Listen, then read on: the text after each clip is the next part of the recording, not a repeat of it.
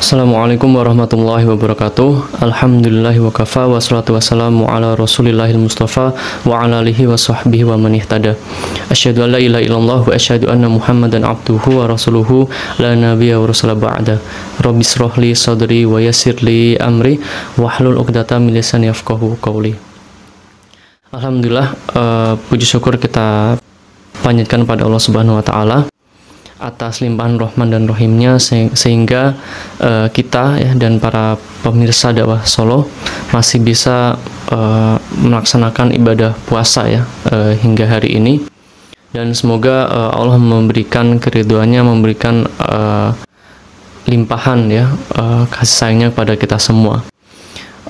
Para pemirsa dakwah Solo yang dirahmati Allah Subhanahu wa taala, tentu di bulan Ramadan ini ya kita menjalankan ibadah puasa ya, dan ibadah itu adalah tanggung jawab kita masing-masing dan tidak bisa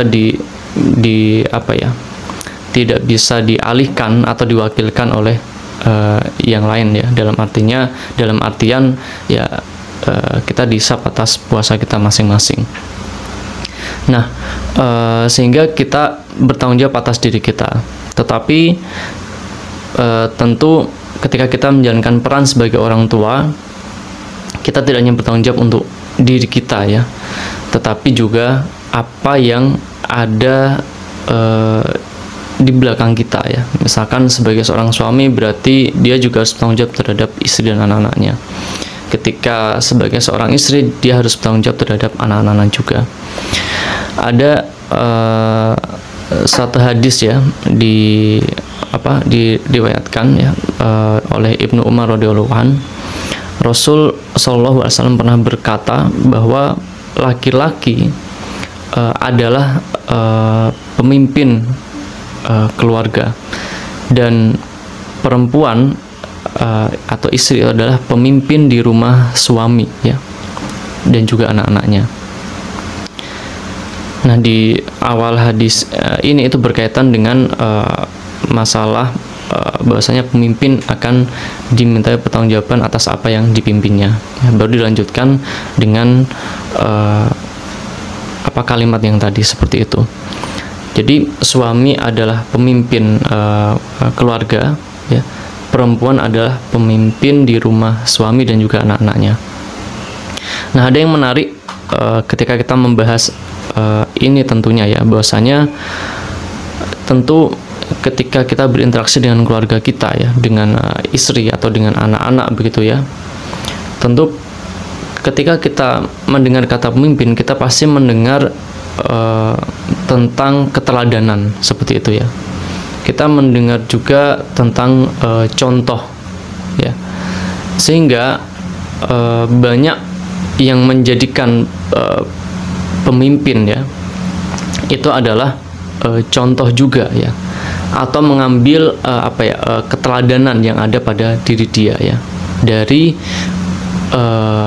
entah sebagai individunya, sebagai pemimpinnya, atau dalam hal kepemimpinannya, dengan apa dia memimpin, bagaimana dia memimpin ya, seperti itu. Nah, di dalam keluarga juga sama ya, tentu anak-anak ini ya, anak-anak di rumah ini akan melihat ibunya misalkan ya, ataupun ayahnya sebagai contoh juga ya, atau sesederhana meniru gitu ya, karena kan banyak yang bilang anak itu peniru ulung begitu ya. Mungkin bagi para orang tua yang punya anak di bawah 5 tahun atau bahkan di bawah 3 tahun itu relate dengan ini ya, begitu ya, bahwasanya anak itu adalah peniru yang ulung seperti itu. Nah, jadi ada satu hal yang menarik ya, ketika kita di rumah ya, misalkan kita melakukan suatu aktivitas, melakukan perilaku tertentu ya, maka secara tidak sengaja kita sedang memberikan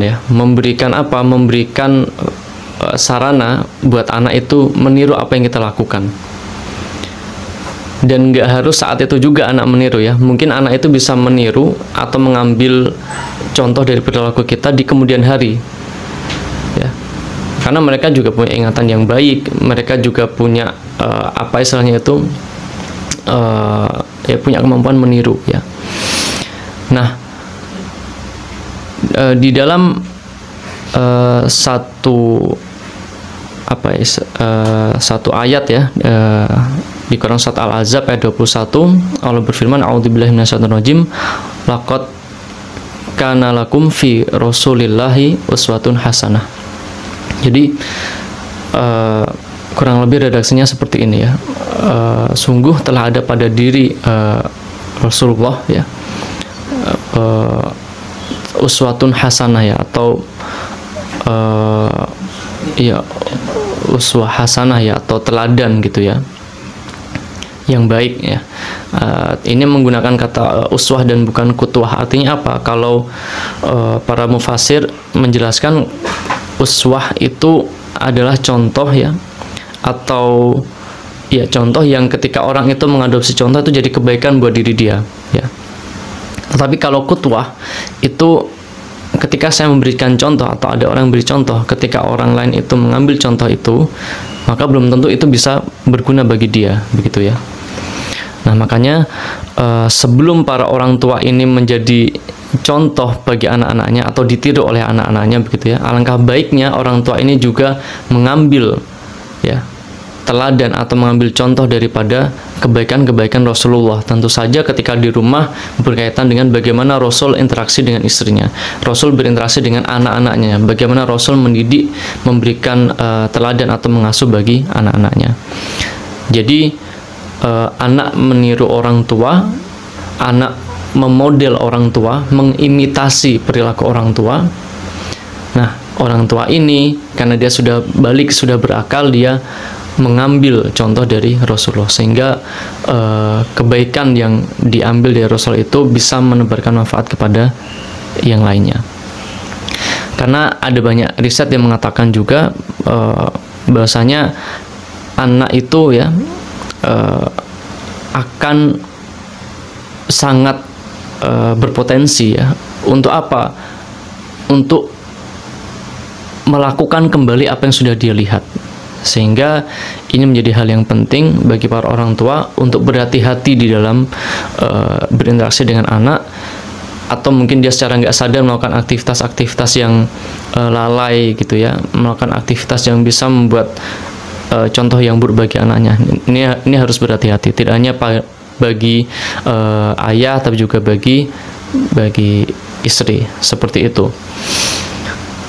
Ada riset yang menarik tentang ini ya, dan ini penelitian lama ya, dan mungkin itu bagi yang berada di dunia pendidikan ya ataupun psikologi itu sudah tahu ya tentang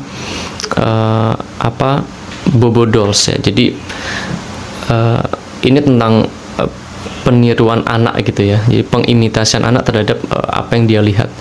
Jadi ada satu adegan ya di mana anak itu melihat satu tayangan di mana ada boneka yang tinggi, mungkin seukuran badan dia, dan di tayangan itu ada orang dewasa yang memukul boneka itu, menendang boneka itu ya. Tentu saja dengan ekspresi-ekspresi yang ditampilkannya. Nah, setelah anak selesai menonton video itu, kemudian dilihat apakah perilaku anak ini itu cenderung sama dengan yang dilihatnya ya. Kemudian si anak ini diberikan boneka yang hampir mirip dengan boneka yang ada di video, seperti itu yang sudah dilihatnya tadi. Apa yang dilakukan anak ini? Anak ini itu meniru apa yang dilihatnya ya, dengan agresinya, dengan kemarahannya ya, itu memukul, menendang ya, dan itu benar-benar hampir persis seperti itu. Hanya bedanya tadi adalah di video adalah orang dewasa yang memukul dan menendang boneka, yang di sini itu adalah seorang anak. Ya, terlepas ada efek negatif ya, bahwasanya yang dilihat itu adalah sesuatu yang nggak baik ya, tetapi percobaan ini memberikan satu pelajaran bahwasanya ya tadi ya, anak itu begitu mudah untuk mengambil atau meniru ya. Apalagi kalau anak ini itu punya kendali atas dirinya. Maksudnya apa? Ada barang yang persis ya, ada fasilitas yang sama yang dia itu bisa meniru itu. Misalkan kalau tadi dia melihat ada orang tua yang memukul dan menendang boneka, kemudian tidak disediakan boneka, tentu anak itu nggak akan menendang. Nah, makanya penting bagi para orang tua ya untuk berhati-hati di dalam rumah, untuk berhati-hati di dalam berinteraksi dengan anak, karena anak mudah untuk mengambil teladan atau mengambil contoh atau meniru apa yang kita lakukan ya. Jadi dan jangan sampai ya itu terjadi ya, apalagi hal-hal yang buruk. Misalkan kita tanpa sadar katakanlah merokok gitu ya di depan anak ya. Kemudian ketika anak itu merasa punya kendali atau merasa punya kontrol atas perilakunya dan ada orang tua yang menaruh rokok itu sembarangan, ya maka bisa jadi anak itu akan meniru. Atau ketika anak melihat orang tuanya bermain game gitu ya. Ketika anak melihat orang tuanya bermain game dan orang tuanya itu nggak sholat tepat waktu karena masih bermain game, nah anak akan meniru itu kayak gitu. Apalagi ketika disediakan juga gadget seperti itu ya, tentu dia akan lebih memiliki kontrol atau kendali atas perilakunya. Mungkin itu yang bisa saya sampaikan, semoga bermanfaat. Wallahu a'lam bishawab. Subhanakallahumma wa bihamdika asyhadu an la ilaha illa anta astaghfiruka wa atubu ilaik. Assalamualaikum warahmatullahi wabarakatuh.